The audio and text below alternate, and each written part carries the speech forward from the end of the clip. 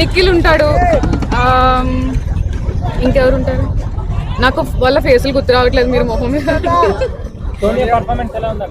Sonia performance ఏం లేదు, ఆమె ఓన్లీ ఏడుస్తుంది అంతే. విష్ణుప్రియ కొంచెం పర్లేదు. Sonia and Nikhil love track గురించి మీరేం చెప్తారు?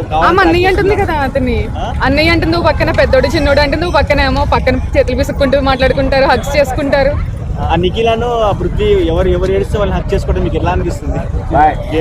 అంటే ఫ్యామిలీ నుంచి దూరంగా ఉన్నారు కాబట్టి ఓకే, బట్ చూసిన వాళ్ళకి కొంచెం ఇబ్బందిగా ఉంటుంది, అది బిగ్ బాస్ లో లేదు.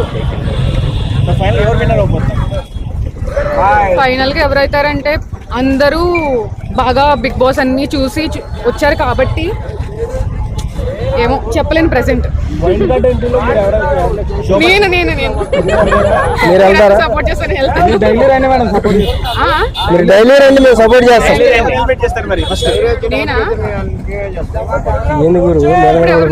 ఎలిమినేషన్స్ లో నాకు ఐడియా లేదు. 9:30కి కన్ఫర్మ్ గా బిగ్ బాస్ చూస్తా, బట్ అంతా సోదిలా ఉంది. అంటే ఇప్పుడు యష్మి ఇంకా సోనియా చాలా అగ్రెసివ్ అవుతున్నారు, కామన్ గా ఉండే హ్యూమానిటీ కూడా వాళ్ళలో కనిపించట్లేదు అంటారు. మీరేమనుకుంటున్నారు వాళ్ళ గురించి?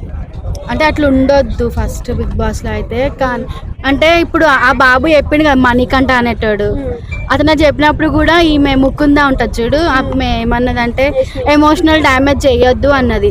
అతను బాధనే చెప్పిండు కదా, చెప్పినప్పుడు కూడా ఈమె అట్లా అనడం కరెక్ట్ కాదని నేను అనుకుంటున్నాను. ప్రోమో చూసే ఉంటారు కదా, ఇప్పుడు నాగార్జున గారు గట్టిగా ఈ వీక్ లో వార్నింగ్ ఎవరికి ఇస్తారు అనుకుంటున్నారు? నేనైతే ప్రేరణకి ఇస్తారా? ప్రేరణకి ఇస్తారా? యాజ్ ఏ సంచాలక ప్రేరణ సక్సెస్ అయ్యిందా ఫెయిల్ అయ్యిందా?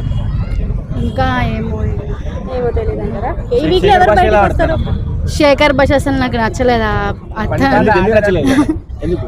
ఎందుకైనా మాట్లాడితే నాకు నచ్చలేదు, స్టార్టింగ్ నుంచే నచ్చలేదు. అసలు చూడలేదు మణికంఠ దొంగతనం చేసి. ఈ లడ్డుల గురించి కూడా గొడవలు అయినాయి కదా, దాని గురించి మీరు ఏమనుకుంటున్నారు?